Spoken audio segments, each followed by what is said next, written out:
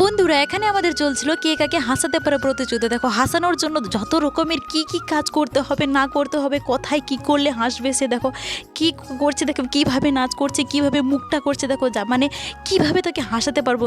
ছোবল মারছে, কেউ বেঙের মতন হাঁটছে, কেউ কিভাবে করছে। তোমরা কি হাসছো বলো কমেন্টে।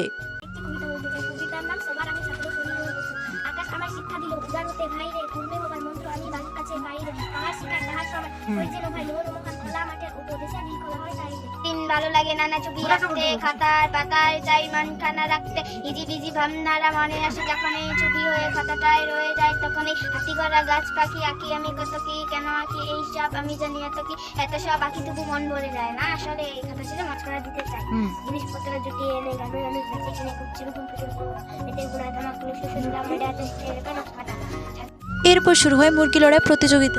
চারজন দেখি কে ফার্স্ট হয়। অবশেষে মুরগি লড়াইয়ে উইনার হচ্ছে অঙ্কুশ রায়। কি বন্ধুরা, বাচ্চাদের জন্য লাইক কমেন্ট সাবস্ক্রাইব করে দেখা হচ্ছে পরের এমনি ব্লগে।